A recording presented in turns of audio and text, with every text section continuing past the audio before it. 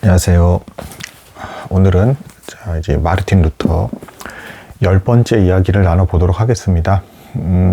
오늘 내용이 이제 루터 인생 역사에 있어서 가장 좀 임팩트가 큰 사건 중에 하나로 볼 수가 있겠습니다. 지난번의 내용에서는 루터가 이제 자신의 어떤 이제 신학적 견해, 이제 95개조 반박문 이후에 여기저기서 이제 논박을 거치게 되고 3번의 이제 큰 이제 논쟁을 거쳤다라고 이제 제가 말씀을 드렸습니다.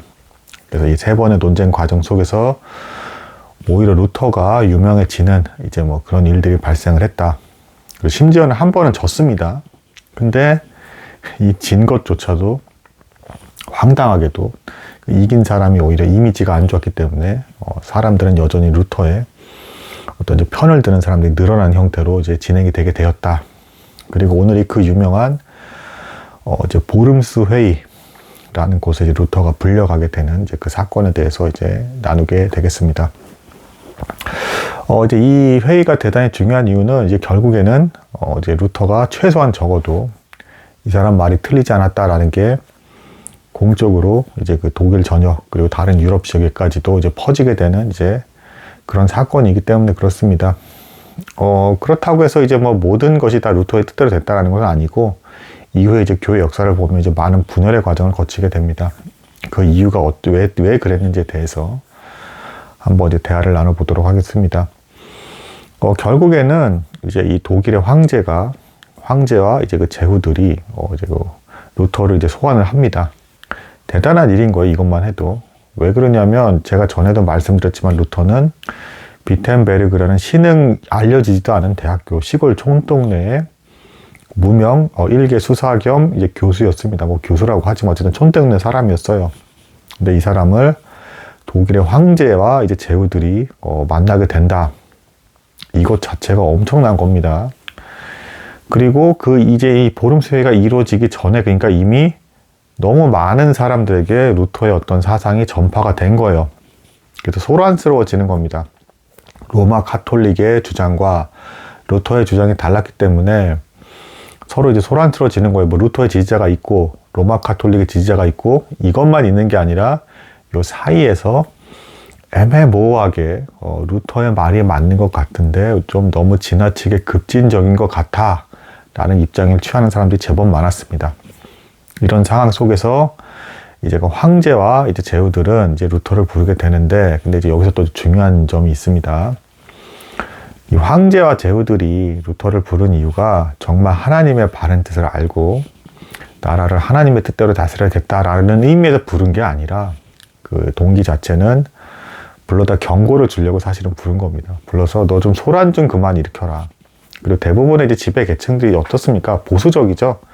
기존의 질서가 흔들리는 걸 싫어한단 말이에요. 그래서 루터 때문에 점점 이제 시끄러워지는 것 같으니까 그것도 뭐 변방에 일개 뭐 알려지지도 않은 뭐 그냥 일개 수사나 뭐 이제 교수 같은 사람이 막 이렇게 우왕좌왕하게 세상을 휘젓는 것 같으니까 좀 조용 좀 했으면 이제 좋겠었던 겁니다. 그래서 이제 부른 거예요. 근데 첫 소환장 때 루터가 이제 자신의 뜻을 이제 분명히 합니다.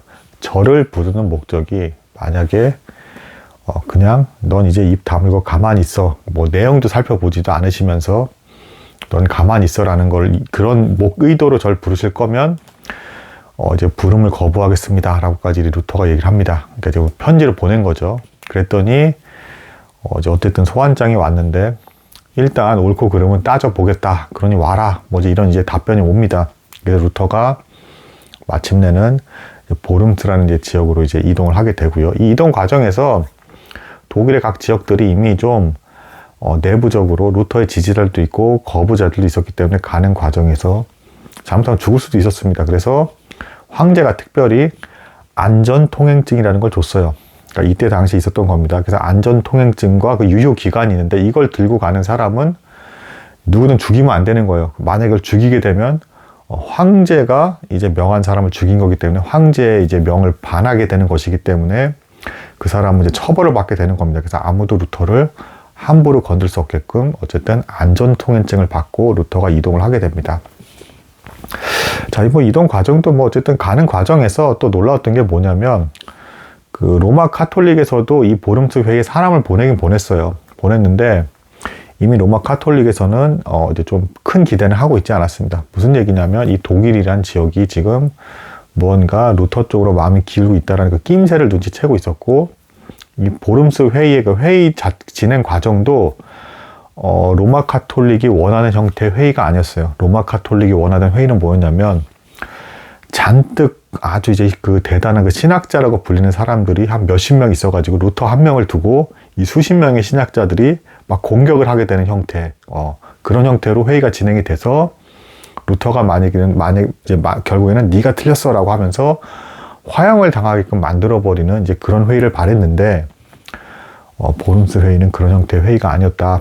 황제와 제후들이 있었고 신학자들은 오히려 없었다. 그러니까 이런 회의에 대해서 로마 카톨릭은 오히려 저 사람들이 어쩌면 루터에게 설득당하겠지도 모르겠다라는 이제 두려움 가운데 딸랑 한 명의 이제 그 사람만 보내면서 회의가 어떻게 진행되는지만 살펴봐라 라고 하면서 이제 관찰을 하는 입장을 취하게 됩니다.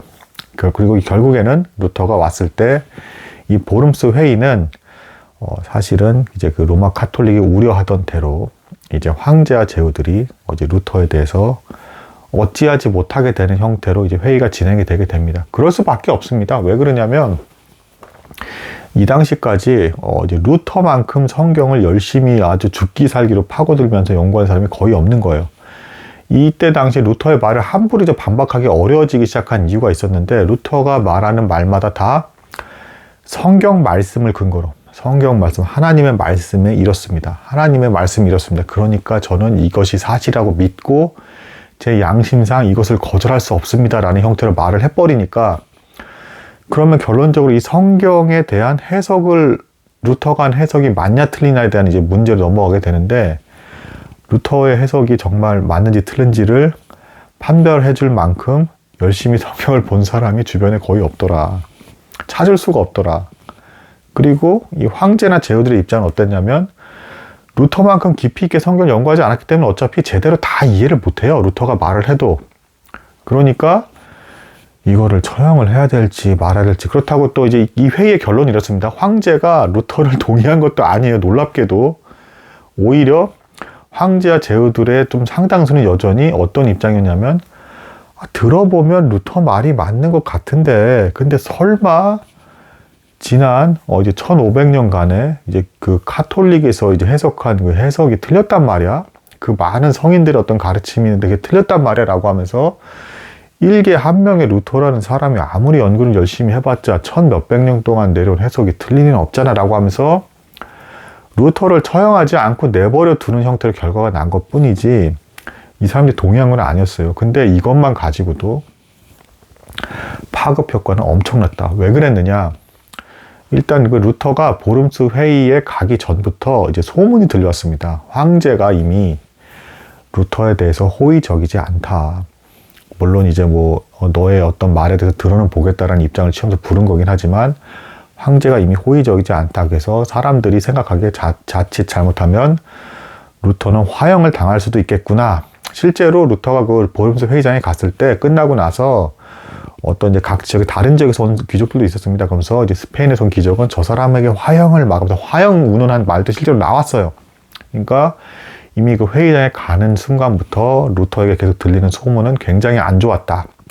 그러면서도 구름대처럼 수많은 군중들이 자꾸 몰려왔다고 합니다. 이게 왜 이렇게 된 거냐면, 마치 루터가 예수 그리스도께서 그 본디오 빌라도와 그때 권세가들, 종교 지도자들 앞에 서서 죽임을 당하게 되는, 십자가 죽임을 당하게 되는 그 모습과 너무 동일해 보였기 때문에 사람들이 구름처럼 모여들면서 루터에 대해서 오히려 지지하는 사람들이 너무 많았습니다.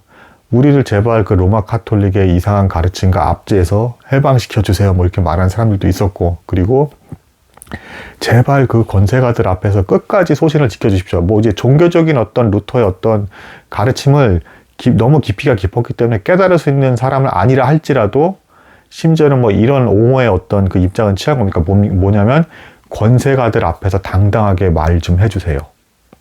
제발 꺾이지 말고 기죽지 말고 권세가들 앞에서 우리의 대변자처럼 제발 당당하게 말 좀 해주세요 라는 입장으로 막 지지자가 붙은 겁니다. 그리고 반대로 로마 카톨릭에서 보낸 이제 이 사람은 이런 사람들이 이동할 때마다 다 군인들과 경원들이 다 이제 붙어서 갔기 때문에 그 깃발 달고 막 닿기 때문에 다 표시가 났어요. 근데 아무도 별로 지지해 주지도 않았고, 이제 그 국민들이, 독일제 국민들 대부분 좀 이런 입장이었다. 어차피 뭐 국민들의 상당수는 깊이 있는 가르침은 모릅니다. 근데 그동안 로마 카톨릭의 가르침과 압제가 너무 이상하고 너무 고통스러웠다. 그러니까 여기서 루터가 제발 우리를 이런 힘든 생활 속에서 뭐 면제분이 뭐지부터 시작해서 막 뭔가를 팔고 막 하는 게 너무 힘들었다. 그리고 세금도 너무 많았다 이러면서 우리를 좀 살게 해달라는 입장에서 루터를 이제 지지하는 사람들도 대단히 많았던 겁니다. 그 내용을 다 이해하지 못한다 하더라도. 그래서 실제로 루터가 거기 갔을 때 황제와 제후들은 사실상 내용은 제대로 이해하지도 못한 채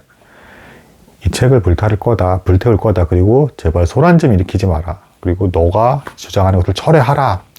라는 입장으로 몰고 갔는데 루터가 여기서 기가 꺾이지 않고 저는 제 양심상 이 성경에 대한 가르침과 이 해석에 대해서 포기할 수 없습니다.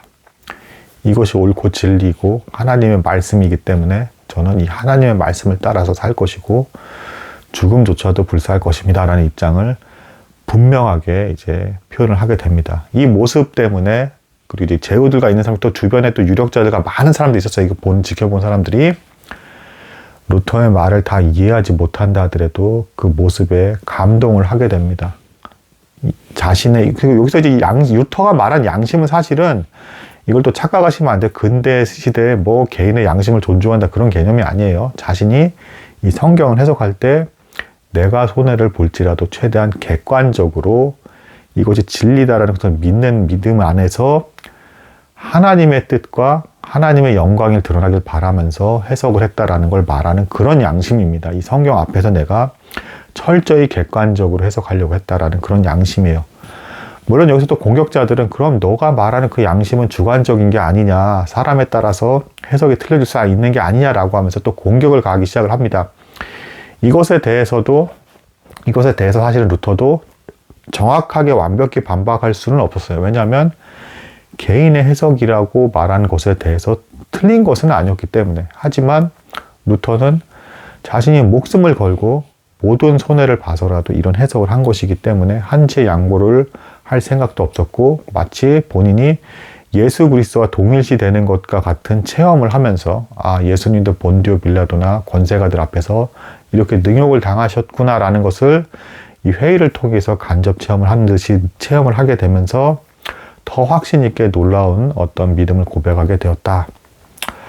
자, 어쨌든 이 모습은 이 루터의 이해를 오히려 제대로 이해하지 못한 사람이 훨씬 많았는데 깊이 있게 그런 사람들에게조차도 너무나 큰 감동을 주었고 또 개인의 양심으로서 권세가들에게 당당히 주장할 수 있는 어떤 그런 모습의 전형을 보여주었고 그리고 아무 힘 없는 사람들도 권세가들 앞에서 무언가 발언을 주고 영향을 줄 수 있구나라는 것을 많은 시민들에게 전달해 줌으로써 이제 더 근세의 어떤 그런 문화관과 개인의 양심을 이제 강조하게 되는 형태로 루터의 의도와는 다르게 또 변질돼서 해석이 되면서 진행이 되는 이런 과정을 밟아가게 됩니다. 결론은 이 회의가 끝나고 나서 루터는 굉장히 평안한 마음으로 돌아오게 되었고 사람들은 그 회의를 직접 지켜봤던 사람들은 오히려 불안하게 지켜봤는데 왜냐하면 황제와 제후들이 탐탁지 않게 여겼고 여전히 로마 카톨릭을 지지하는 입장이었기 때문에 상당수가